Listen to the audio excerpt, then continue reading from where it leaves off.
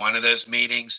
We're going to want to start out with some bullet points, some pieces of the law that we look at, some examples from other states, etc., and kind of keep a cadence going at least once a month, if not more frequently. I'm hearing from a lot of people that want to get involved, from different stakeholder groups, asking if they can attend the meetings, and I'm making it pretty clear that we're trying to we're trying to limit the number of people so it doesn't get unwieldy and out of control. I'm hopeful that the people who are there at the table will, spread what they're doing through their various stakeholders to their people so that they understand, the direction things are going. But I am hopeful, but this is not a quick fix. Obviously, this will take us all year to get to the point that we have language, and it won't even be introduced until next year anyway. So, but I do know we'll be looking at other states.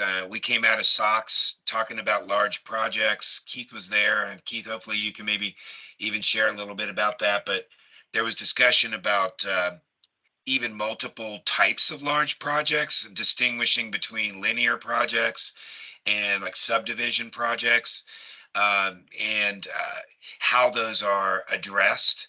You can address them in the law. Um, it hasn't been necessarily it certainly wasn't a smashing success in Georgia. They've been struggling with it for some time to get it right. And I think it's still a work in progress. But Keith, maybe you want to shed a little bit more on that as well, being with that with that board of the board group. Sure. Well, one of the biggest things I kind of took out of, let me put my camera on. Oh, there we go. One of the biggest things I took out of one of the SOX was that there are several states that have looked into changing their law, updating their law. This is a little different what Lewis was hitting on, but in the way we go about it. And we in North Carolina do go about it a little differently. There was a state that went Florida that we actually wanted to change some stuff, and they got all the way, they were doing it, and then it got one of the impacted groups that came in when it was being voted on, looked at, and says, hey, we're not going to do this, we're not going to let this pass, and kind of collapsed it right at the end. Well, I think what we're doing in North Carolina makes a lot of sense. You get all stakeholders involved from the beginning, and you have them at the table, and you have communication on what you're looking at and doing, what are important, and why it impacts different groups one way or the other. And that way, when our person that is representing us, with representative or senator, goes and puts it in front of his constituents, it's got a much better chance of being approved. So I know it's going to be a long process. I want to thank everybody that's involved in doing it, being part of it, because again, it's not like you're just getting together for a couple meetings and having it all framed out. It's going to be a year in the making, going through different iterations and meetings, but it's better for the success of everybody involved. So thanks for your participation, those that are being involved that are on the phone right now. And then the other thing Lewis said is looking at, there's not a great, is there a magic wand fix to any of it? No, I think we'll just have to continually try to do what best we can, adjust it, come back. It's been what, 3 years, I guess. 2019, maybe 5 years. Okay, 2019, and then the prior was 2013, and we'll continue to come back on these. But just really the way we're approaching it, I think, has the best means for success. And Absolutely. In fact, I want to echo that, because what you see with NUCA and AGC and it's a transparency effect, right? Rather than having somebody, and the surveyors too, they were really excited to know that they were going to be at the table. By putting it out there like that, there's not going to be a situation where somebody comes up and feels like they were either alienated, surprised. We'll have open discussions about what it means to update tickets. What does it mean to maintain your marks? What are the excavators willing to do? For example, believe it or not, I'm not hearing a tremendous resistance from the excavators on that front. but there may be some give and take from the operators as well, as far as sharing information. So like if you're asking them to maintain marks, are you going to give them information about the marks that you laid down so that they can do that?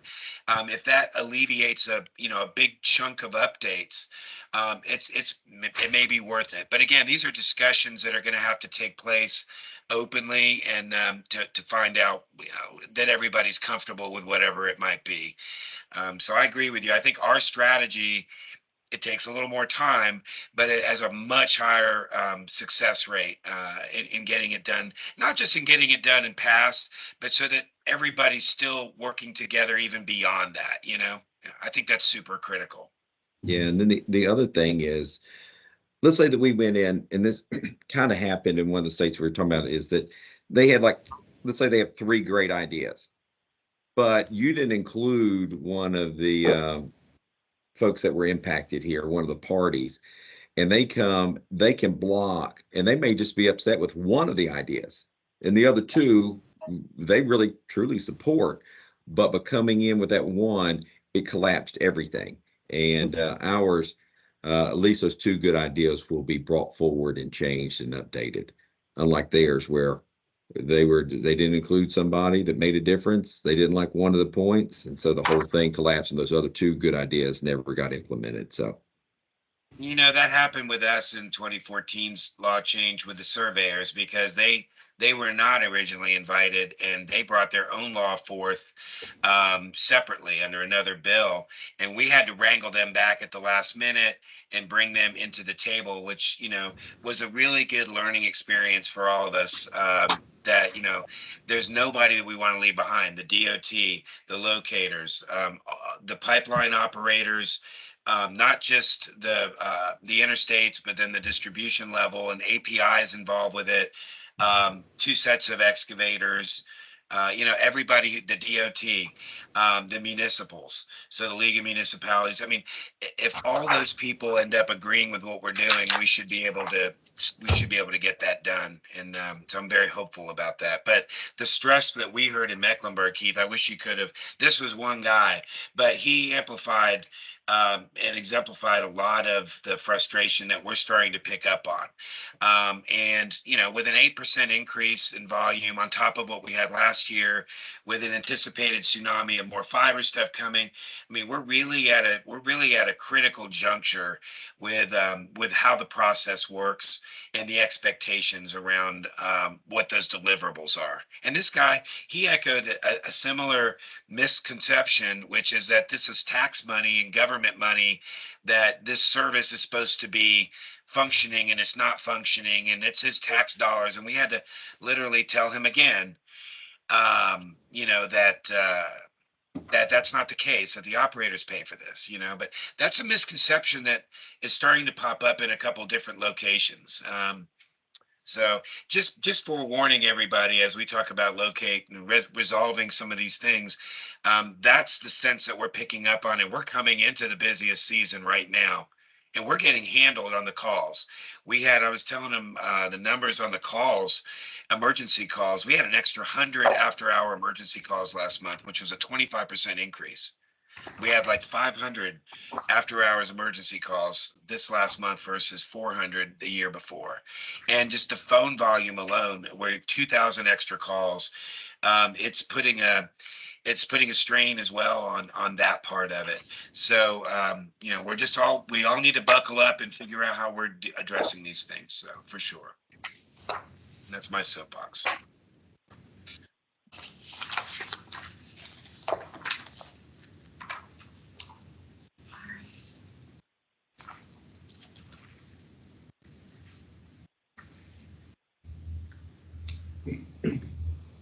Do we want to move into the damage reporting? Louis, do you want me to share the damage reporting, or do you want to? Yeah, well, I mean, you can talk, we can all talk about it. One of the things I'm noticing that we need to make sure that we do is do the damage rate per thousand, because I'm not seeing that at the UCCs.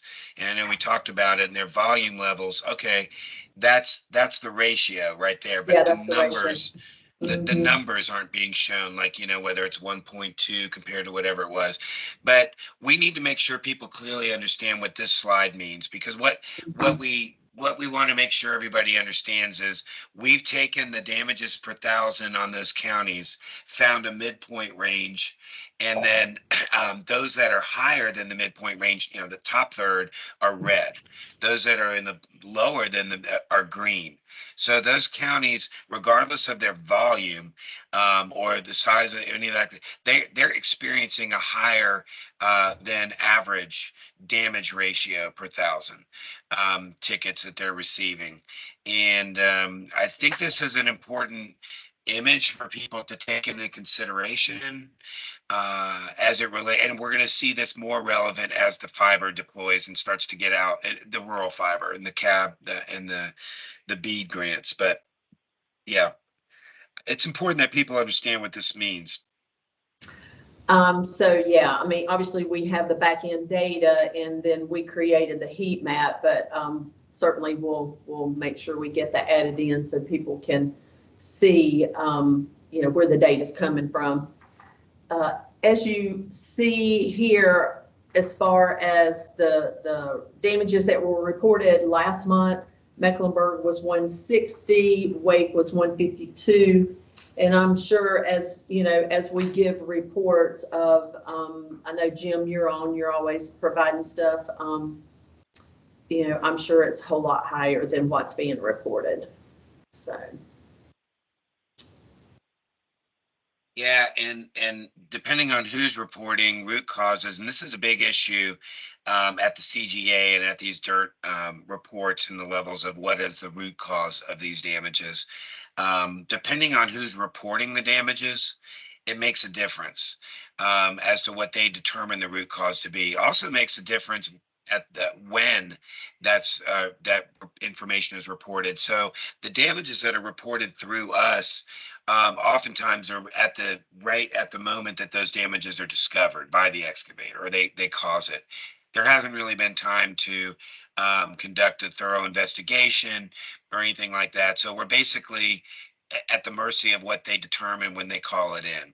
Now downstream, you may get another DIRT report from the operator, and they may have had more time to do an investigation and may have determined that it's a different root cause than what was originally. When those the same incident is reported twice with two different root causes, they're each given a 50% balance as far as a weight, so that at the end of the day, when you look at all of the damages, they tend to sort of average those out.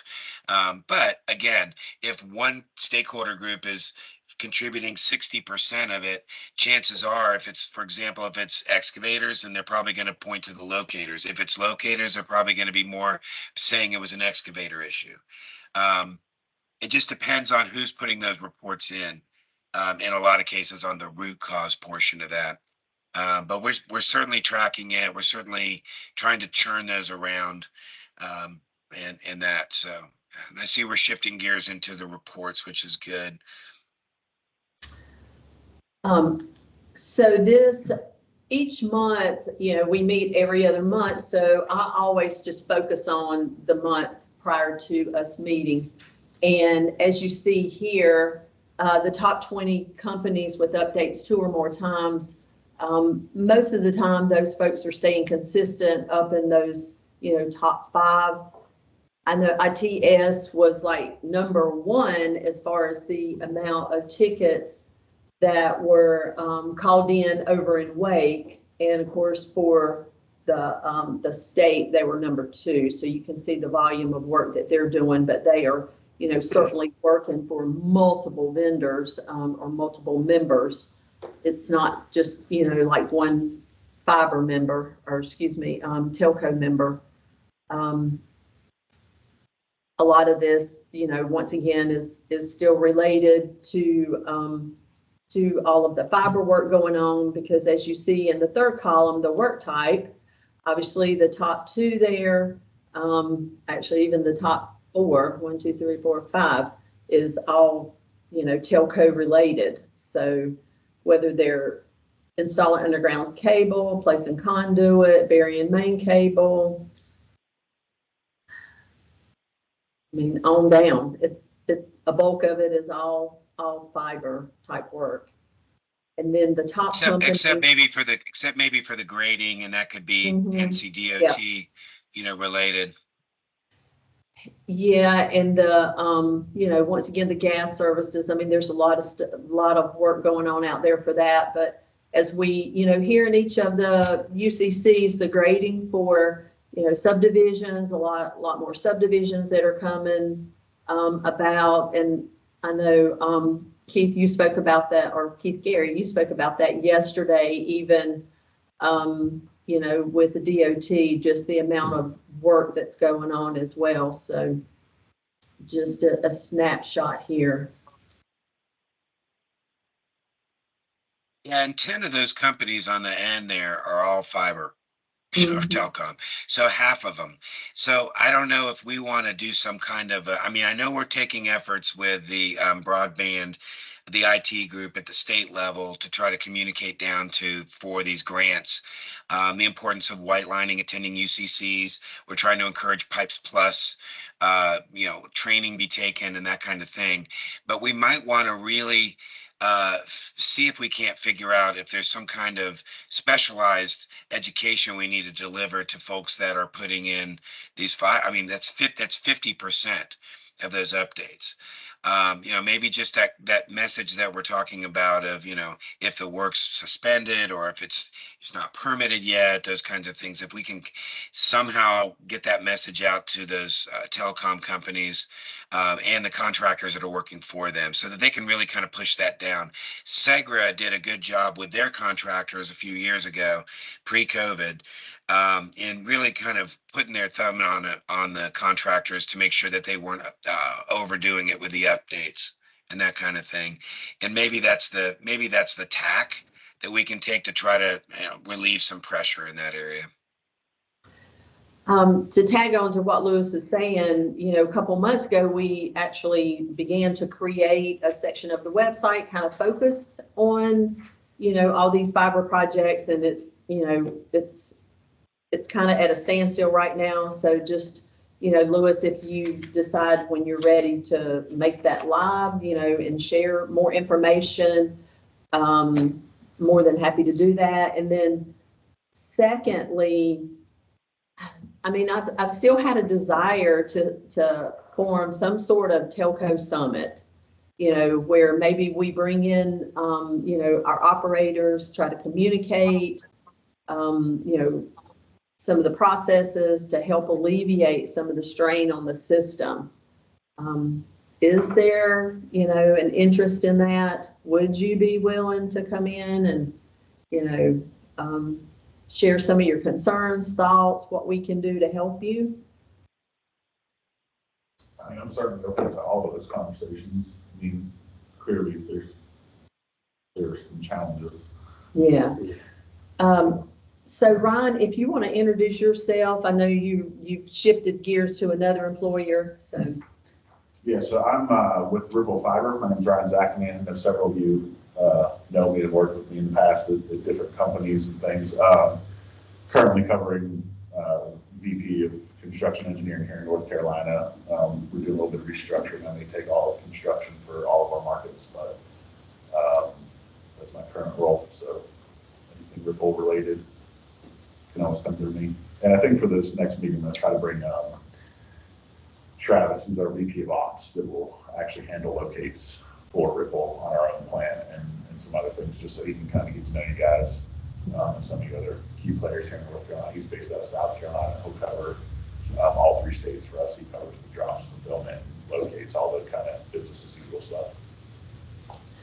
The report that we just showed, all of that data on the back end comes from all the update tickets. And talking with Ryan, we're trying to pull out, locate tickets or update tickets for his subs and or primes or whatever, to provide to him monthly the same way we do with Tim for ANSCO. Dan, we, provide you with utility lines. Keith, we started pulling ST Wooten. That is one of those that we are sharing with them as well. I know that's a big DOT project. So if if there's others, certainly we're more than happy to provide those for them to manage their tickets. Because that's really, I guess, basically why we're here working on these updates is you guys control the contractors, and if anything you can do to help us, the better. But ST Wooten is a good example of an excavator who was stressed or frustrated because they got hit with a huge bill, right? And so their flip side argument of this was that they want to make sure they're more attuned to making sure they have valid tickets than anything else because they got hit with a huge claim or something. So this is another struggle that we have with, and I'm not saying that the claims don't happen or they shouldn't happen, but I'm saying that this is one of those things that causes excavators to be a once bitten, twice shy kind of thing. And they're just going to blanket cover. And we heard the guy that went off the rails at Mecklenburg, and his story, again, was that he's going to call in his tickets 2 weeks ahead because he's not getting his marks. So again, that goes back to the concept of, well, you're actually contributing to the problem by doing that. You may not realize it, but by just trying to blanket cover all these areas or extend your areas and do that, you're adding to that noise. And it's frustrating. But Wooten is definitely one of those that I think they came right back with a very explicit statement. And Keith, go for it. Yeah. So is anyone from Piedmont Natural Gas in the room here? Yep. Yes, this is Jim Collins. I'm here. And Keith is here as well. Hey, good morning. So I'm sure I'm not sure how aware the whole group is, but Piedmont has a program, a damage prevention program where they pay a consultant or consultants to perform watch and protect services, right? So this is an additional step beyond 811, where their vendors are on, their boots on the ground, interacting with the contractors, making sure that, one call has been called, tickets have been updated. In the instances where perhaps 811 didn't provide a timely response, that liaison or that watch and protect consultant can report back and help get a technician to the site to mark utilities. That is a service or a fee that is being paid, by Piedmont.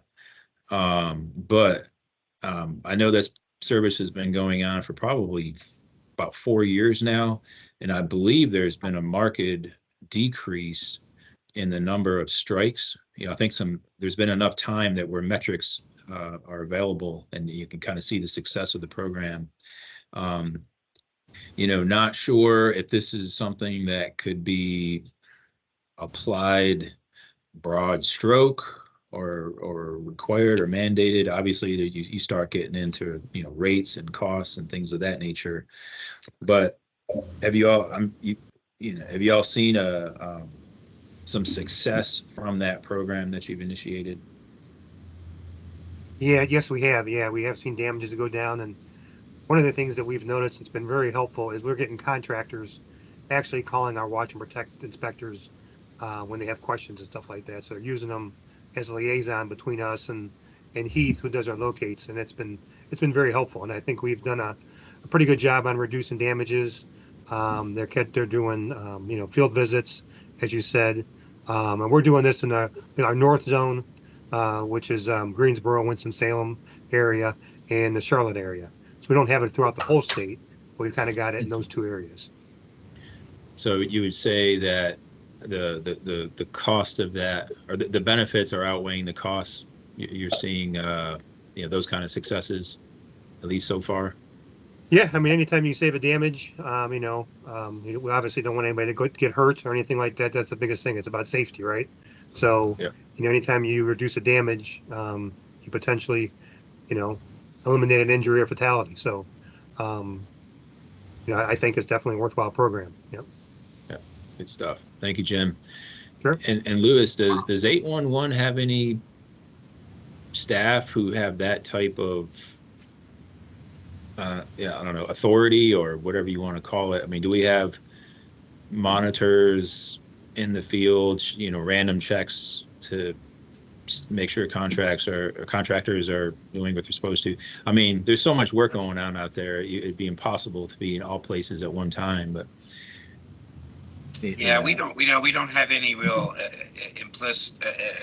explicit authority to do anything, quite frankly, other than educate. So we definitely have the liaisons out doing random sort of education, even going to job sites and, you know, trying to pop in and give those things. In addition to that, you know, we try to target the messaging depending on what we see as far as the damage, you know, types and what's going on in that. And we also field a lot of questions and things that come in through the website. So like when there's a concern from someone over a question or they didn't get their locate done, or they have a concern, we have a pretty fast conduit. And Robert, you will know that and I can attest to this, that when something comes in and they say, hey, we've been waiting, we can't get to work, we're over here in Hendersonville or whatever, and we're trying to get this done. I shoot something over to Robert and he's on it, and within like 30 minutes, we're getting a resolution. So these are sort of side conduits to the people that can resolve an issue. Yeah. As far as the, you know, as far as the pipe, as far as the gas, and I think the other watch and protect component that's really important is the tracer wire issue, and you know, being identified when there's a lack of a tracer wire, that tracer wire needs to be repaired or replaced. You guys are sort of the front line on that, wouldn't you say, Jim? Yeah, we actually You're have another keeping track of that. Yeah, we actually have another contractor that goes out, and when we find something's untonable, they will go out and make the repair on the line, fix the tracer wire, drop marker balls, that type of thing. Yep. Right, Mhm. yeah. So there are some sideways. So there's sort of, we're coming at things from different angles, I guess, to the folks, you know, as far as that goes, and trying to educate. The only other thing we can direct them to, if somebody's so frustrated that they're not getting a resolution, is the review board. And we try to, I'm not saying we try to discourage that. It's wide open for people to go and put in their complaints. Um, but we're not over here banging that drum loudly. We hope Yeah. we see that as the last line of defense if we can get people to work together before that happens. But Yeah, I don't want to hijack the meeting here. I know you got an agenda you're trying to work through, but you know, Lewis, we should you know, talk an idea could be, you know, every one of the projects that we let to a contractor is required to have a pre-con meeting, right? Mhm. Before any mobilization can occur, there's a pre-con meeting. And I'm not sure, you may know, but I'm all the pre-cons I've been to, you know, 811 isn't really part of the messaging. So I wonder if we need to bring in or include a component on the agenda for reminders and you know, of NC 811. It's the law, right? But you know, we're Yep. also here to help. Um, you know, You know, let us yeah, let us get a particular sheet together for you, like we did for the broadband people. Something that's a one pager directly for your contractors that can be delivered electronically, delivered live. We do try to get involved in some of those pre-con meetings. I know when Google Fiber was in the Raleigh area, and that when they were working directly with USIC and in groups, we would show up at those as well. So we did have some communication. Of course, we only have really 4 liaisons, and they're spread out over the state.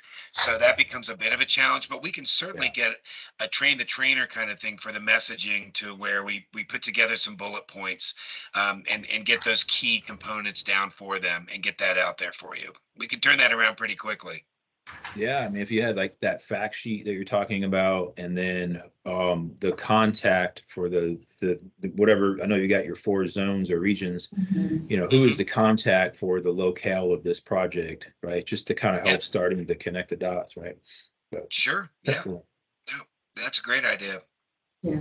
And I appreciate what you're doing too with the DOT in terms of some of the conversations that came up in the at the Wake meeting as well, with where your projects are, if they're going to be extended or delayed or whatever. I mean, that's important information. This is the kind of thing we're really trying to encourage large project deliverables to be done as transparently as they can, so that people can get ahead of them. And I know Yes, with sir. the information that you have on, as we talk about delivering the permits, for example, for these fiber projects, the sooner we can get in front of that with our membership and let them know, the better as well. So thank you Yes, for sir. that. Yes, sir. Yep, very welcome. Thank you. Keith Napier, I guess, Keith and Jim, just to kind of give you an update. Last week, one of your locators stopped by for a little bit of information, and I provided him a box of Spanish lunch bags. And as he was out in the field, he's already providing those to some of the Hispanic workers. And the lunch bag is in Spanish. So I've got, photos, already posted some on social media. So those type of partnerships really work well. And so we appreciate, them doing that for us. But I just That's wanted great. to share that with you, that they're doing that on your behalf. Thanks, Ann. All right, let's see okay. So do we want to move into which report away on them? Okay, so the percentage report, sorry.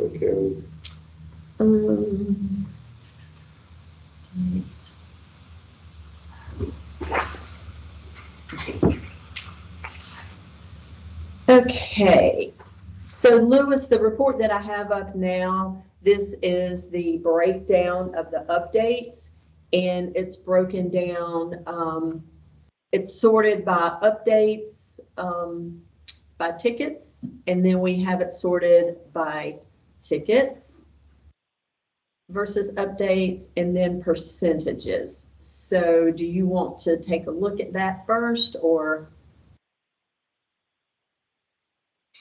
Yeah, so this is pretty revealing, actually, when you look at this. And you can see where the stress points are. I mean, obviously, 34% updates is, the other one on this, I know we'll look at a 3-hour report too, but this does tell a story. And if you look at, like Foresight, for example, volume may be low, but to have almost 40% of those being update tickets, it does beg a question, as does Robeson, and half of those tickets, or over half of them, are updates. The questions, I guess, would be why in those areas. What is it what is the work that's happening there that drives that? And obviously we break down the top 20 companies and that kind of thing. But it's more important to understand even why this is happening. This is not trending in a good direction either, folks. I'm just going to say it. Keith, just so you know, 15 years or 13 years ago, when I came on board, we were running around 20% of our tickets were updates. And we almost felt like at that time that was high. And we wouldn't give for 20% at this point. Yes. Because we are obviously over 30, and continuing to see those things rise. There's a reason for them. So we can't say that and it's law induced. I mean, the excavators are required to request the update if the work's going to proceed past the time. But it puts an immense stress on the system. Some of the states are dealing with this by asking the excavators to maintain their own marks until they're destroyed, and beyond the ticket itself through the project. And this is really being pushed down or stressed by the telecoms. And we've had several bring this out, and we have several that are communicating directly with excavators in other states to tell them we will not be marking this update. So unless your marks are destroyed, then you let us know and we'll come out and do that. That is one strategy. And I'm sure it's going to be on the table to discuss when we talk about the law, as we try to figure out ways to alleviate some of this. I think I mentioned earlier, I'm not hearing a ton of pushback from the excavators on that, but I think the give and the take on that is the operators sharing more information with the excavators, images of the locates that they performed, so that they have some more information in hand to be able to maintain their marks. So we'll see how all this works out and plays out in the law conversations. But yeah, this is a telling graphic. So now then finally, here's when you shift it back around and you look at the percentage, then certainly you see a lot of shift here for the percentage of updates versus tickets. So I think the last meeting we kind of talked about, and I'm not sure if you're able to pull the data this way, but I'm still really interested to see how many of these updates are being called in because the first ticket never went clear. Yeah, wasn't complete. And it only takes one utility, right? Like we have some areas in Union County where we're really struggling to get water to come locate. And that's really putting us in a tough bind. And in that instance, it's not a Duke, USIC, whoever problem, right? But I mean, we look at these big percentages and I've always, from my experience, known a lot of times that's what's driving, not in every case, for sure not. But I'd be curious to see what that percentage looks like if you did that. Yeah, so we did some studies nationally, actually, with Yeah. 6 states, and we were one of them, and looked at what was the percentage of time that an excavator could actually go to work at the time that they were planning to. And to determine that, we looked at tickets that were marked or cleared. And then beyond that, if they were 999, meaning there was no response, or a series of other codes that could have been applied that would not allow them to work. Either the ticket wasn't completed, or it was a code 30 or code 32 or something like that. When we looked at this and looked at it among these states, it was a coin toss as to whether the excavator could go to work. In other words, 50% of the time they did not get a response that allowed them to work from at least one of the operators. Then when you look at the 3-hour notices and you start talking about, well, okay, the obligation is on the operator to be out there within 3 hours. How often does that get systematically 999, meaning there was no response? 50% of those are not getting responded to on time. So you start to ask yourself, well, what drives all this, right? One of the problems that we've seen, and it started anecdotally to hear from the locators, but actually it's borne itself out with some statistics as well, is the screening issue. So when operators are choosing to receive their tickets at a location, completely out of the state in some cases, and using maps or as-built or other information to determine whether that ticket is cleared or needs to be marked. We find that in a lot of cases they'll clear a ticket when the excavator's on site. They realize that this ticket is not clear for that operator. So they contact with the 3-hour notice. Well, when the 3-hour notice goes out, that's the first time the locators see it because it was intercepted before they ever even got to it. Now they've got a 3-hour window instead of a 3 full business days to respond. And we really started to drive into that to determine how that correlates to damages. And it definitely can correspond to more damages. It's just another aspect. There's nothing we can do about it in terms of prohibiting people from screening. There's business models and cases why they would want to do that. But if they're using poor maps or other strategies to determine that ticket is clear, maybe they think if it's just a drop, it's okay, or something. Depending on the work type, sometimes they'll clear. This contributes to the problem. And so these are just things that the data tells us about these practices and processes. Louis, this report that you did for the 999s, did you want to go over it, or can you see Can it? you pull it up? Can you pull that one up? Oh, I thought I was sharing it, sorry. I'm sorry, it just didn't show up on my screen here. There we go. All right. Is All there right, any, so this is, is there go any ahead. information on like how many of 999s, what's the percentage for like a normal ticket?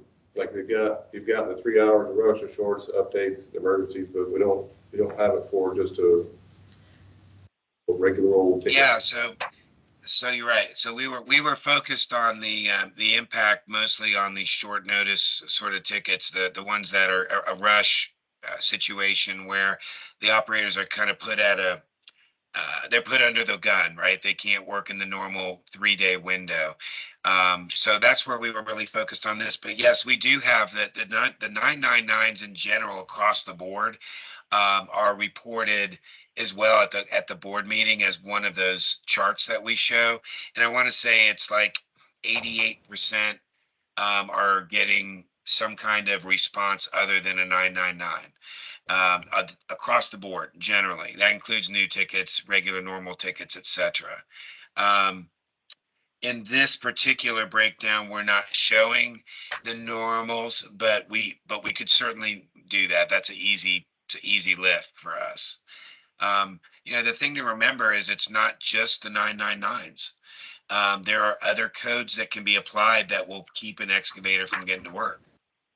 And when we try to figure out what's going to change somebody's faith in the process, let's just say, so for example, the guy that went off the rails in Mecklenburg, his concern is not what happens all the time or in normal. He wants to know, can he go to work at his 3 full day mark? And if he can't, why? What's the reason for this? And so this is where the struggle comes about.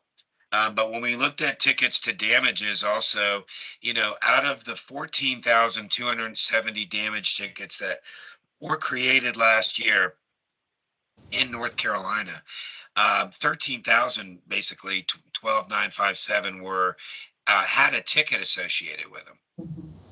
And so as a result of that, we can take the ticket number and correlate it to the damages and see that what percentage of those tickets were associated with the damage. And you can see there 5% of any ticket that was shorter than the 3 full days were associated with the damage. And 5% of all the emergency tickets were associated with the damage. And 71% of all reported damages in 2023 to us were operating under some kind of a rush ticket, something shorter than 3 days. So again, this is just information that tells a story. I can't say that it's anything that's going to necessarily change behavior, but what this illustrates is that when locators and operators are placed under the gun to have to do something in a very short time frame, there's a higher likelihood that this is going to potentially result in some form of a damage than a normal full 3-day working day scenario. And some of this information is going to be published with the CGA. They're doing a study on the strain of locates, and we're contributing some of this information to this just so people are aware of the impact of that. So is this saying, just so I understand it right, so the 3 hour, the 999s, the percentage there is 52%. Is that saying that 52% of those 3 hour tickets, so the 71,000 3 hour tickets, they weren't completed? They weren't located. That's correct. On time. They were not. Within 3 hours or within the 3 Yeah, weeks? within the 3 hours. No, within the 3 hours. So, that's what basically the law asks for. So that's why we track it that way for those. The other ones, we explain to an excavator that there's no guarantee in a rush situation or short. When they tell us we're going to dig tomorrow, we say, well, that's not what the law allows for you to do. But we take the information and we distribute it to the operators. This is another topic of conversation that we need to have as a group, and maybe even with the law, to decide whether we would prohibit those tickets from even being created, period. But the logic has always been, from a liability standpoint, that we don't want to refuse somebody telling us the information that they're going to do it, so that you have a record of it as operators, and we distribute those tickets to you. So at least when there's something that occurs, you're aware that this company was there doing that. The other reason is if we stop them from creating a ticket at that moment, will that prohibit them from doing even regular notice tickets normally? Hard to say. But part of us says we shouldn't even be accepting those tickets, because legally they're not going to be fulfilled. If you tell me you're working tomorrow, even in an emergency scenario, there's no time limit placed on it. I mean, we're definitely going to take an emergency tickets all day long, but just a rush ticket, if you tell me you're going to work in the next couple of days, for landscaping, for example, should we take those tickets? They're not truly legal tickets at that point. But the process has always been yes, because we don't want to expose ourselves to a situation where they say, well, I tried to tell you I was going to dig and you didn't let the operators know. What we do find at the local UCCs, locators are quick to kind of give us, contractors that are abusing the system in that respect. If it's one-off, it's here and there, but if there's a pattern, they're pretty good about, telling us, hey, this is happening. One incident there that I was talking with the liaisons Monday, it's a landscaping group, and they're up in the western part of the state.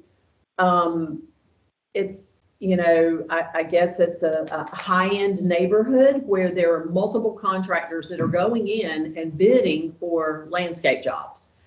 And they're calling in tickets, as they're going ahead, placing tickets in the system, bidding for the work, not knowing if they're even going to get the work. So now, if they do, by the time they get the work, it's probably time to update the tickets. So we're trying to identify those contractors and alleviate, little stuff like that. But it's little nuances like that just, add to the cart, just really weird instances. But if we do, hear from the locators or contractors, this is happening, then we'll certainly reach out to them. And try to get them to the UCCs. Yeah, I mean, look, I was excited to see excavators at the MEC, but I was disappointed when he went off on his tirade.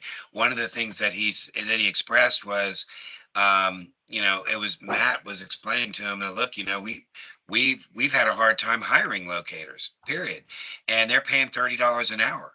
They're offering $30 an hour to locators. They were originally offering 25. They bumped it to 30. They're still not getting responses. And that guy's response was, well, you have to pay them more. You just have to pay them more. If you pay them more, they'll stick around. And I was just like, it just is not that simple. No. And people want to reduce it down to this super simple level, but that's just not the way. That's not life. That's not reality. And on top of that, I mean, that, like you said, that's just one piece of the puzzle. Once the locator gets out there, how good are the maps? I mean, Absolutely. There's soil. There's so many things that are involved in it. And I had a discussion actually with the gentleman from the town of Cary yesterday, and he was saying, some of their maps are 2.5 years getting uploaded into the system. So by the time they start doing that, well, then they're like, well, let's not worry about these 2 years ago. Let's look at the most current and kind of work our way back. So it's unbelievable the amount of, things that are going on out in the field. But if we can get that mapping right, certainly, that's a good piece of the puzzle for sure, but. Yeah. And I'll Well, touch even on if that the a little maps, bit and what we've, yeah, go for it. something that we've implemented with our mapping system. We gave the ability to Stake Center, who's our locate vendor, if they're out in the field and they're doing a locate, they can now close tickets with either like a no conflict code or a mark code, but it'll have a section where it says no conflict, maps incorrect, or conflict, maps incorrect. And then in there, they can give us a little drawing or just tell us in the notes of the ticket where was the map wrong at. And then as soon as they close that ticket out like that, we get I'll get an email and it'll give me the information, their contact information, and I can reach out to them and we'll get the maps adjusted usually within 24 hours. And that's something that we just started doing about 2 months ago. And That's so right. far we've had about 50 map corrections. Yeah, I mean, that's what you call self-healing, right? It's healing maps, and the locators have that ability in the field to probably provide incredible information. Robert, I know you guys have a project that's ongoing or getting started or something around correcting mapping through the locates process as well. I don't know if you want to speak to that. Yeah, I mean, we do. I mean, we have a process in place with our customers to kind of update the brand. Dan and I spoke a little bit about what Duke has, what they call a facility update form to kind of update some of that stuff. But it's yeah, I mean, there's a lot of initiative to make sure that we provide as much information as we can to the technicians out in the field. That's it, period. At the end of the day, we got to give them all the tools in their tool belt to make sure that they can look at that locate and figure everything out. So yeah, we do we have a lot of things within our TMS to kind of tell our technicians that, hey, if print's wrong, you click this button and the data goes to our GIS department and they liaise with our customers to update that print. So yeah, we have a lot of that going on. I mean, there's a multiple different levels of things going on to partner with our customers, to update prints, to whether it be unlocatables or whatever the case may be, to make sure that we got the right info to our technicians with the boots on the ground. Yeah, in fact, this is a national problem. It's not even a North Carolina problem. I mean, this is something the CGA recognizes as hugely impactful. The maps, and one of the things that the DPI, the Damage Prevention Institute, is going to be asking from operators is to indicate the frequency. Well, how quickly do they get new installation turned around to the one call center, into their registration, and also to their locators? That's a question that they're going to be asking of operators who are participants in the DPI, and they're going to be trying to correlate that back to damages as well, in some way. But it's a serious issue. And it's not going away. It's something that's being tackled from multiple places.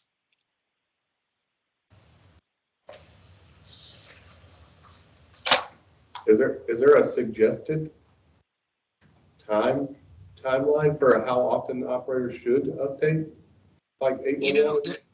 There's not, but we have people that do it monthly. For example, with what we ask, honestly, for the purpose of notification is as soon as you know that a piece of facility is going into the ground. One of the challenges is you may have a contractor installing it. They may be a member of us, but they haven't turned it over to you yet. So they become a temporary basic member and to be notified, but you never know until it's transferred over to you and you light it up, and that's when it reaches your records and gets into the system. Ideally, what we even said to Google Fiber when we originally talked to them and they wanted to know, well, when should we be ready? I said, hey, as soon as you know it's going in, for the purposes of you receiving a ticket to know who's digging around you, it's probably good to get it in from that phase as soon as you possibly can. And with gas, I mean, we had an incident around Charlotte where it wasn't clear whether it was Piedmont's or whether it was Dominion's at the time, Scana, and neither one of them we had, and it was a cut, and it was a release of product, and neither one of them could really identify that it was theirs. Turned out it was one of theirs, but that had not even been registered with us, so it wasn't even on their maps yet. So really, as soon as you can register with us and register with your locators, that facility is even if it's not gassed up yet, you may as well know, so that if somebody's coming behind you or behind that installation before it's even been turned over, that somebody's digging around it, then when you do have an incident, you can trace it back to whom it was. And that's another, you know. And if I may, let me elaborate on what Louis just mentioned, that we have certain customers that we appreciate. We got certain customers that update weekly. We have certain customers that we update monthly, quarterly, and unfortunately in some cases yearly. But we do have putting my locator hat on, right? And if I'm out in the field, boots on the ground, trying to figure stuff out, right? We do have a lot of concerns with some of our customers updating proposed, right? Hey, we plan to put all this in the next 12 months, but we go ahead and upload our shapefiles to 811. So when a technician goes out to a job site and we see all these prints of facilities that are showing that, hey, we have a facility here, but it's not there because it's proposed. So, it's we appreciate on the one hand the preemptive updates, but at the same time, I think I want to make sure everyone understands that, if we're too preemptive and we're uploading prints of all the proposed stuff, that does create a lot of concerns, a lot of heartburns out in the field, because we may spend, minutes, hours trying to figure out what's in the ground when it's really not in the ground, when it's really at an engineering stage. Yeah, but Robert, isn't there a way to clearly indicate that on the image that this is a proposed and not live? I mean, it seems to me like that's a simple matter of recognizing on that particular image that this is not live yet. Oh, absolutely. Absolutely. If that shapefile and the print shows that it's proposed, then it would really help our technicians. Because what we see right now, what we see right now is just, we see lines that says, hey, there's a, I don't know, let's say 24 fiber going through, Maple Avenue. But it doesn't really say that is projected to be placed in the next 12 months, right? But we're spinning our wheels trying to figure out what's in the ground. So, yeah, I mean, shapefiles are great, updates are great. We appreciate all the members on this call providing those updates. But I think at the same time, hey, let's not get too ahead of ourselves and update shapefiles on stuff that is not even in the ground. May not even be in the ground next 6 months, right? It may be in an engineering stage. So we can, if there's a way to kind of, navigate that a little bit, we would greatly appreciate that. Yeah, I think the best way to navigate is to clearly indicate it on the image, and then when it's live and in the ground, indicate that, change them up. Like you said, the frequency that a member updates their maps, either registration is with us in terms of just the polygon or with you, the actual maps itself. I mean, that plays a huge part in it.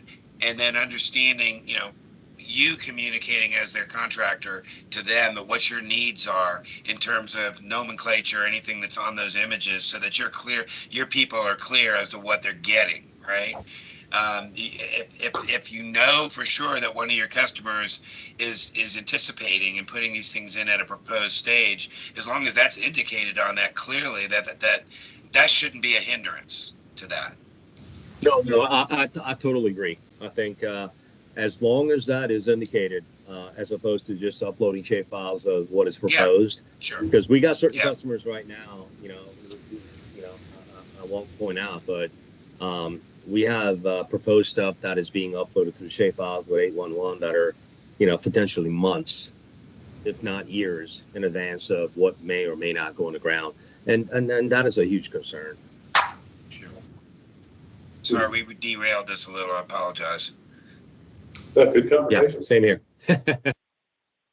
Yeah, good conversation. I mean, we're toying with the proposed facilities as well. I was trying to get that mapped at 811, and then identifying it on, our maps as a proposed facility. But you're still gonna have that like Robert was kind of getting to, it's still gonna be that, there should be like a time frame there where it's still gonna stay proposed, but it's actually gonna be there. But it's just, there's still gonna be that lag time, but I think I'd rather have it proposed and be there than not have it on the map at all, and it's there, and nobody knows what's what, so it's kind of a delicate balance, it's a little teeter-totter there. Yeah, I mean, but I see Robert's point too, when they're out in the field and they're only going upon information they have. It's one of those, you always got to CYA, you know, it may say proposed and then in reality it's there, but yet it hasn't been updated on the map. So, Yeah. you know. Yeah, that's one of those challenges for sure. Yeah.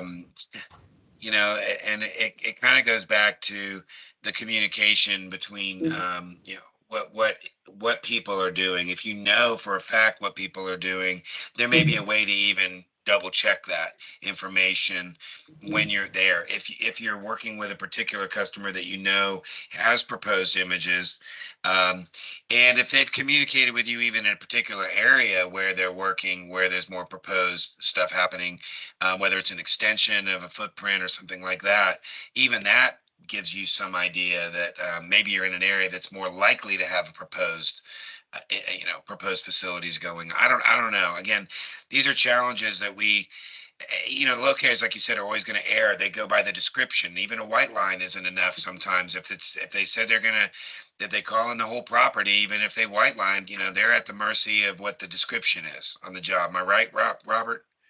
No, you're right. I mean, you're right. I mean, at the end of the day, you know, we appreciate the preemptive update on the shape files. You know, we would much rather have proposed versus an update every, you know, 24 months, right? But you know, if there's a way to kind of tighten that down a little bit to make sure that you know, what is uploaded with the shape files that is going to be installed in the next, you know, 2 months or something, that would be fantastic. But no, at the end of the day, I think our technicians are, you know, we're doing our visual survey, we're doing all the things that we need to do, and just it is. I'm going to try to take my, you know, locator hat off right now to make sure that everyone understands that you know, challenges that the technicians face every day when they go to a job site, trying to figure out what's in the ground, what's in the air, what may be in the air, what may be in the ground in the near future.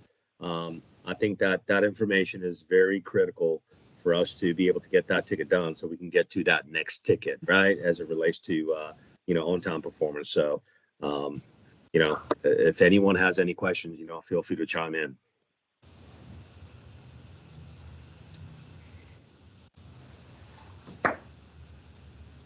And I don't think anyone on this call right now, looking at the list of folks on the call, everyone does a great job of updating their shape files. But I don't think looking at the list, we do have some opportunities on some folks that are not on this call who are updating their shape files every, you know, 12 months that we need to work on. So appreciate all of you guys that are on this call that has those, be able to pull those levers to get those shape files uploaded properly.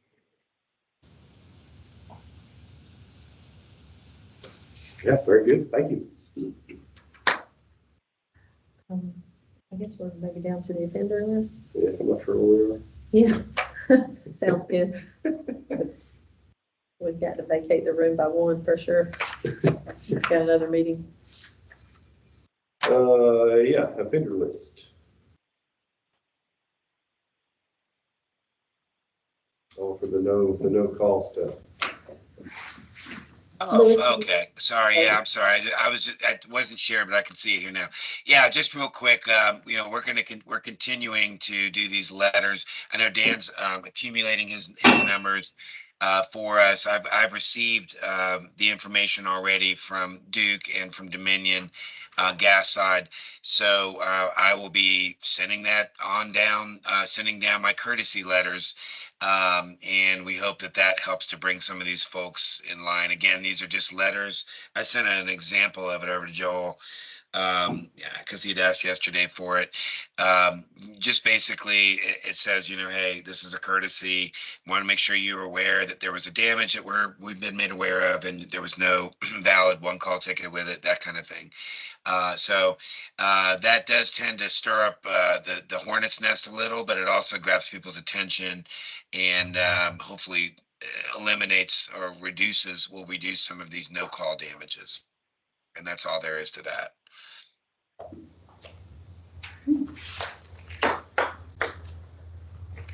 Hey, Louis, as we kind of wind down this meeting, one thing I want to kind of point out, and I'm going to try to do my best to make sure I don't sound too biased, but we are still struggling with the volume, as we talked about on the top of this call, the projects, the fiber overbuilds. We continue to see a lot of tickets where it's not 1, 2, 3. We're seeing 60, 70, 80 tickets where the entire jobs are being called in, right? And it's very difficult to be able to figure out, when we get a ticket for 9 miles, right? And to be able to meet that on-time performance within 72 hours, right? And I'm not sure what the answer is, right? I've been on both sides of the fence where I want to be able to plow or drill or stitch for, all the open areas and come back to the intersections, when all the other work is done. But if there's a way to really limit or have some ability to say that, hey, in the next X number of days, this is what we're going to work on, right? As opposed to when the work is released to the prime or the excavator that, hey, you have this job that's 27 miles. Hey, let's not call all 27 miles at the same time, because at the end of the day, all that's going to really bottleneck the system, the process, right? And yes, pre-con, meeting, communication, that is very important, and we do that. But at the end of the day, when the ticket comes in and we're sitting on, let's say, 45 tickets for 18 miles, that puts us in a very bad spot. Oh, I don't disagree. I don't know what the answer is. We're not going to refuse people who are giving us the tickets. We're definitely making sure that they're clear, like in an update environment, that we're asking them, is this work still going on, and that kind of thing. And they have to respond yes or no. If those are web tickets, RTE, which they probably are, if they show up as web tickets, there is an opportunity for us in our RTE department to educate those users of that, and even separately, right, outside of the pop-ups or anything like that.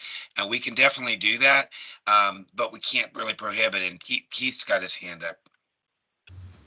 Yeah. Hey, Robert, is your concern or question regarding broadband projects specifically, or are you just BAU and everything in general? No, BAU is good. It's generally wrapped around the long scope fiber builds, right? Where when a excavator or prime is awarded the project, and the entire project is called in, right? And the entire project is actually called into 811, and that puts us in a very, very hard spot, because at the end of the day, we know that you got 3 drills and you called it in 7 miles, right? So, yes, at the end of the day, communication, important, right? Relationship.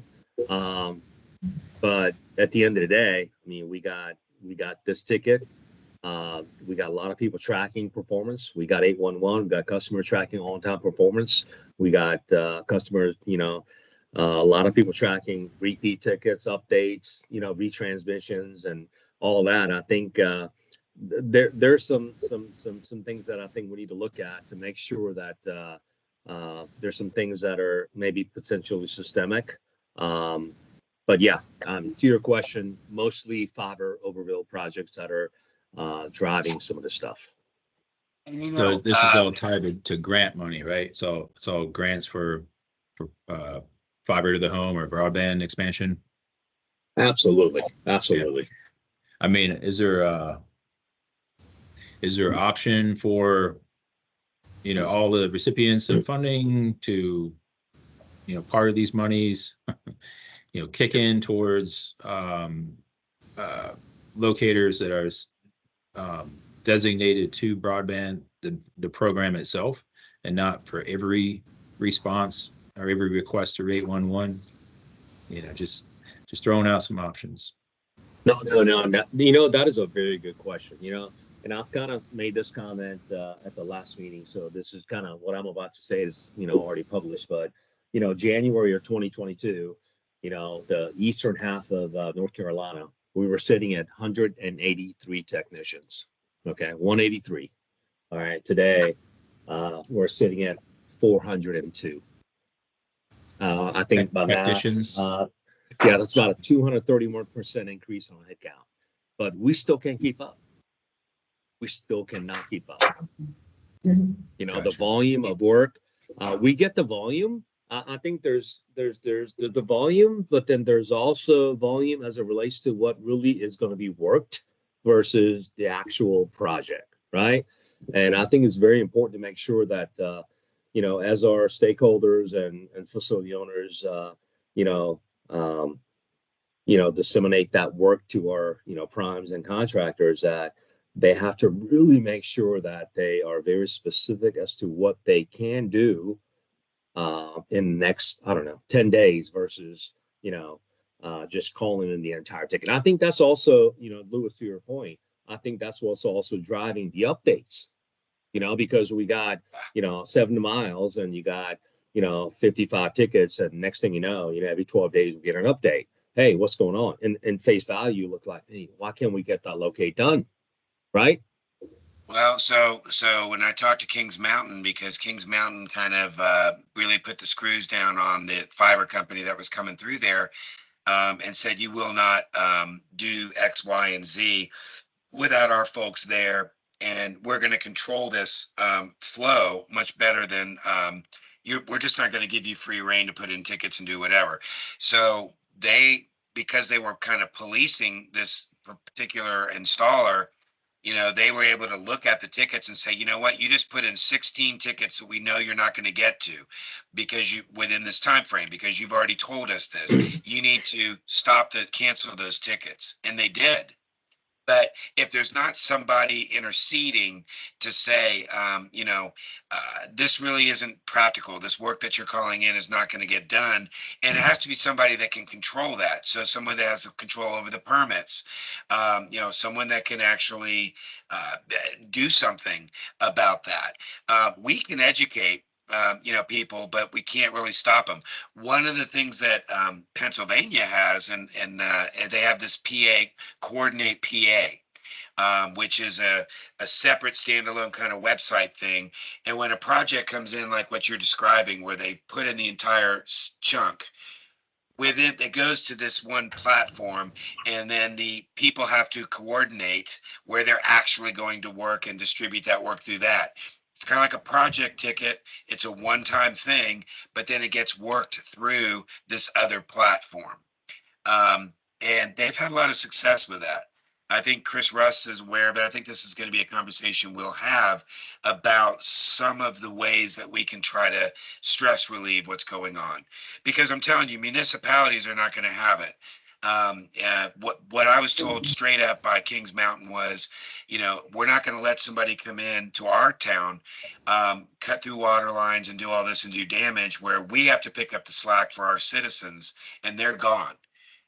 So they just basically put a lot of stop sticks in the road and things around where they will do this and they won't do that, and they'll adhere to our schedules, etc. And that may be what it comes down to in a lot of cases. I mean, you're right, Louis. This may be an extreme scenario, but we have a contractor that every 12 days calls in 200 tickets, right? And we got to figure out where they're digging. And it comes down to where our communication is at, hey, we may or may not dig there, but just in case we might dig there, I need you to mark it. I think all of us on this call understand the pain, the choke points, and the frustration wrapped around that piece of it. But and we're all fighting a good fight, and I appreciate all of us on this call doing what you do, and I'm very thankful. But it's very systemic. And I think we got some work to do for sure. A lot of education. Appreciate Parrish, Howard, and Ann for doing what you do for trying to get in front of this stuff. But yeah, for sure, I think it's it's a common denominator a lot of times that when a ticket don't get done, at the end of the day, who do you call? Hey, let's call USIC. Hey, why is that ticket not located? Right? Because they got the ticket. Why is it not marked? But at the end of the day, I think it's I ask all of us that's on this call to kind of reevaluate and find out how much work we have. What do we got going on? What is our expectation to our excavator who's putting in this cables on the ground, and see what's really realistic.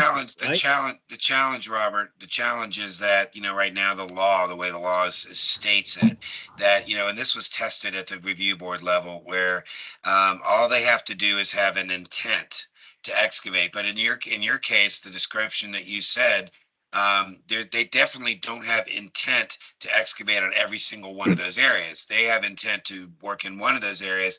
And this is going to be one of those areas when we talk about it within the framework of the law itself, and definitions and what it means to plan to excavate.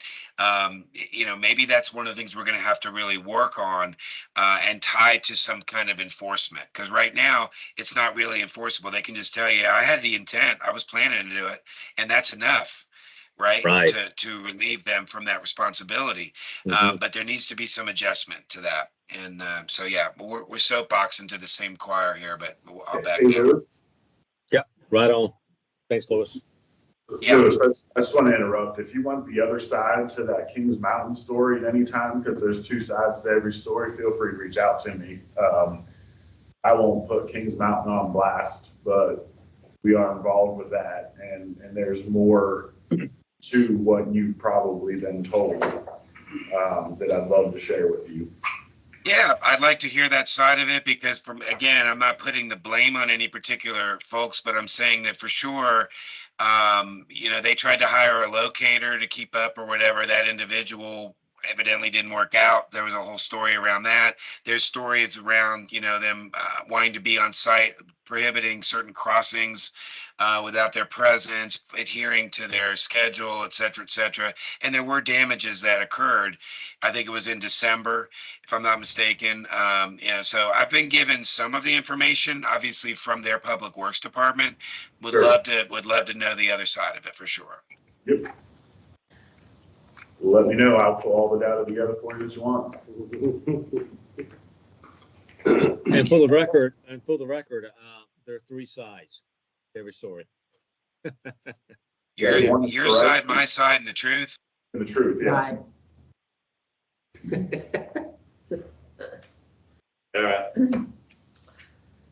All right. Review board update. All right, Underground Review Board, our next meeting is April 23rd, and it was scheduled for a little bit different date, but that is coming up, April 23rd.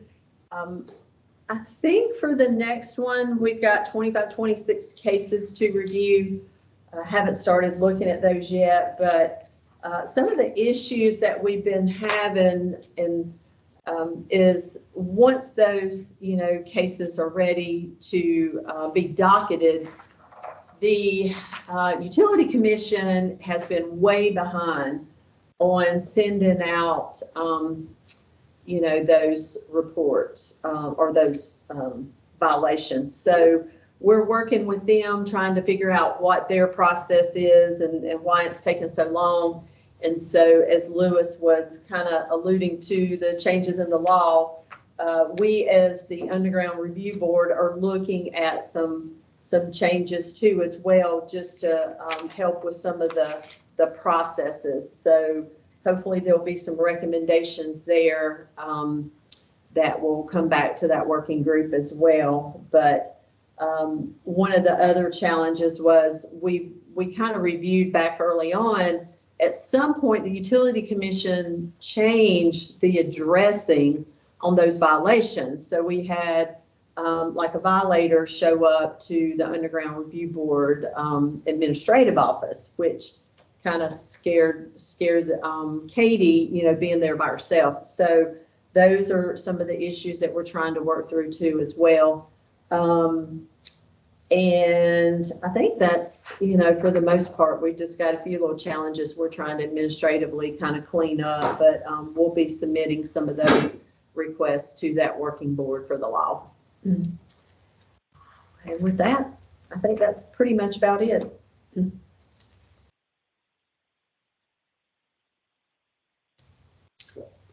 Right, so I think, do we want to talk Thank you, anymore Ann. about the broadband?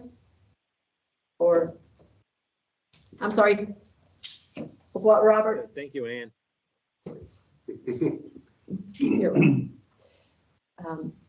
Yeah, we're just waiting to And- get more information. Aaron, just go ahead. Sorry, this is Jim. And yeah, if you do get a meeting together with broadband, I would definitely like to be involved with that. Okay. Yeah, we're working. We've had a couple of meetings already, at least, you know, virtually. One of the things we've asked them already to do is to distribute a one-pager that spells out what we're hoping that they'll do, which is Pipes Plus, white lining, attendance at UCCs, pre-con meetings, and that. We have links in there for the law and that kind of stuff for them as well. But I sort of felt like things had stalled out a little, and I asked Ariane Schaefer from Google Fiber if things were just slowing down in general, and evidently they are. Things have been sort of hung up a little bit in terms of getting that money distributed down from the national down to the state. Keith could probably verify that. But you know, that sort of put a pause on things. But that doesn't mean that we're not standing by ready to absorb information from them when they can start letting us know who's getting these grants awarded and where they're going to go and when.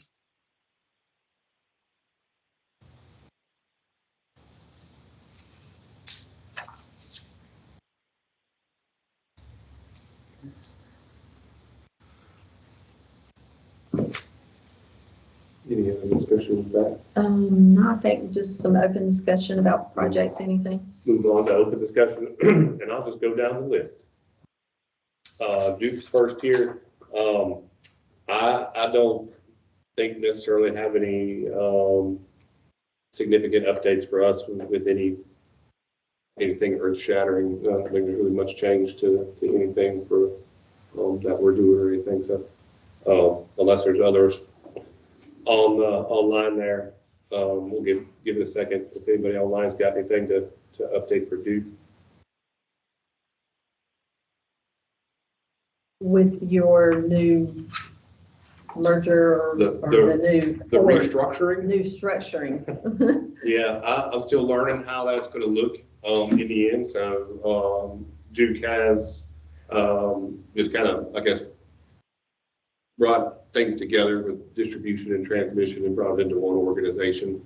I don't think there's going to be much of a change, you know, for anything that we're doing. But yeah, I'm still learning how all that's working out. That just went into effect a couple weeks ago. So.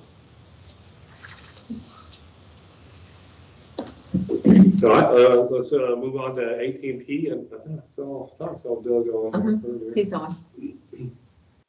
Very well.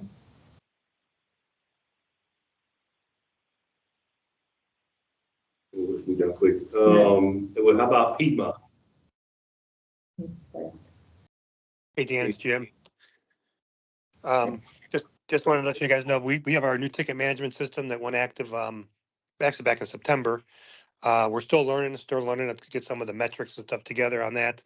But I hope to in the next couple months get some good metrics on some of the repeat tickets and, you know, kind of maybe share some of the similar data that you're sharing there, Ann, on the metrics with our system as well. So working on that. So that's kind of a work in progress. So.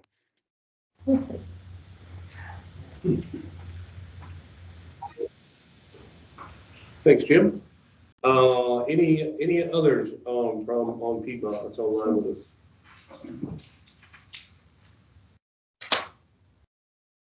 All right, I think the Secra. We've not had anyone from Sager. So Bob, Lewis, correct me if I'm wrong, Bob's over in Tennessee now? Texas, I thought, right? Texas. No? Okay, Texas. I knew it started with a T. My understanding is that Sagra has been very involved out east. Howard had shared with our group that there was a young lady that was coming, but I don't recall any issues that they were having. Okay. All right, Dominion. I think they dropped off. I think Richard Walsh was on, but he dropped off. Anybody with us with Google? About Lumos?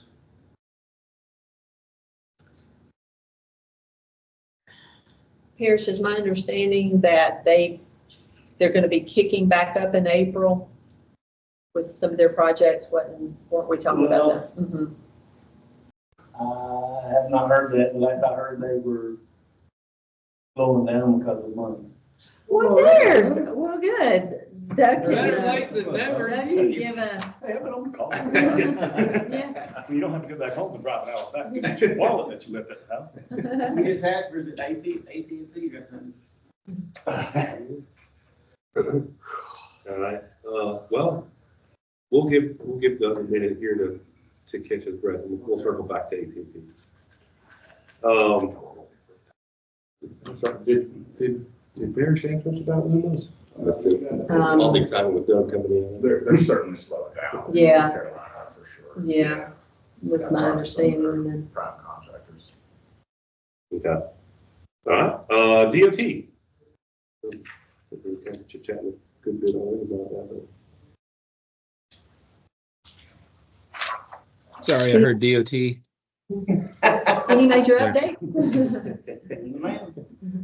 I mean, I can provide the same update that I did yesterday, if that's what you're looking for.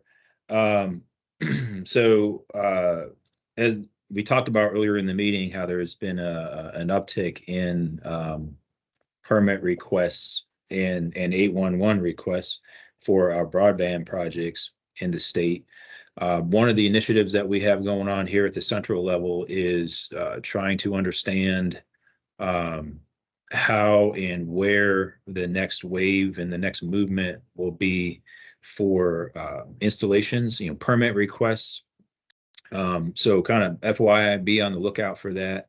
We're still working through some initial teamwork and team building here, but we will be pushing out some requests from our vendor partners out there. And Lewis, as we shared yesterday, we definitely want to share this information with this group so we can all understand or try to better understand where the next waves will be. But here inside of DOT, we're trying to understand that so we can make sure that we're staffed correctly or existing staff is positioned as best we can to prepare and accommodate those requests. And I just shared yesterday, in general, there were some comments about increased development, municipal projects, sidewalks, construction, site development, whatever it may be. Excuse me. Our office remains committed to partnering with developers and those who are submitting permits for, say, non-utility usage. They have a process as well. So both permit-related, utility-related permits and non-utility permits, we are always happy to help educate, reach out, let me know. And I'm trying to think, I feel there was one other item, but those are the big ones. Oh, yeah, I did mention about our schedule changes yesterday. So recently, our chief's office and our right-of-way office and utility office, we have worked through a series of planning meetings with all of our divisions across the state. We went through project by project, discussing the current right-of-way and let dates for each, and work to understand where and if changes are necessary in our schedules. And I would say on average, probably 35% of our projects across the state that are currently loaded into our 15 or 24-month STIP.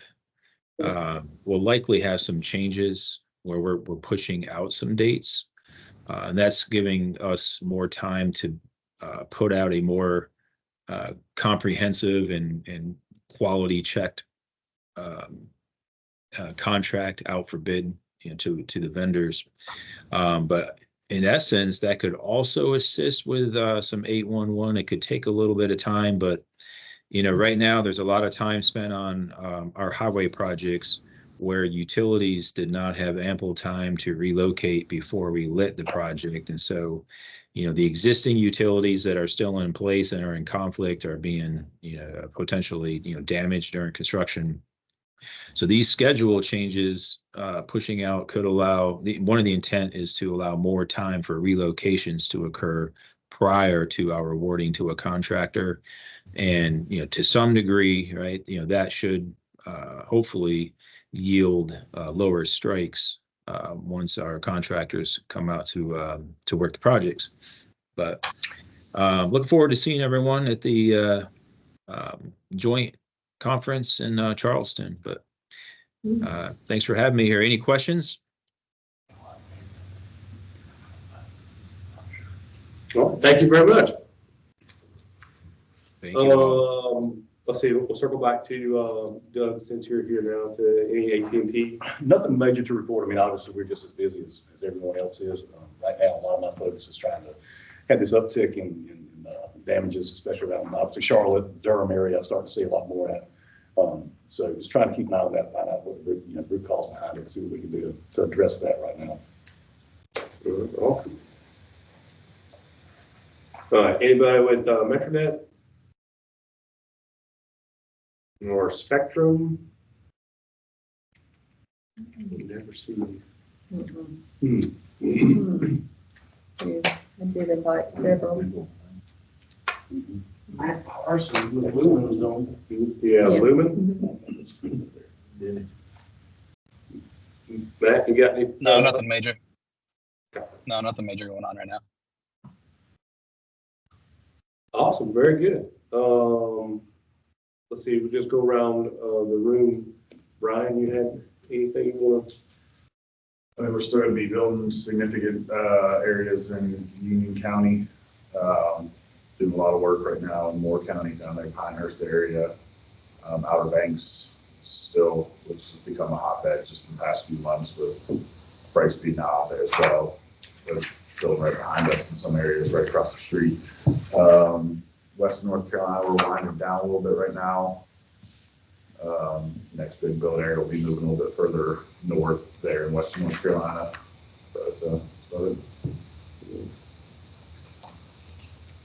But Tim? Pretty much business as usual for us. I guess, it is election year, so who knows what might happen. Some jobs get pushed back or whatever it may be for election year. I see that happen time to time, but everything's going pretty good.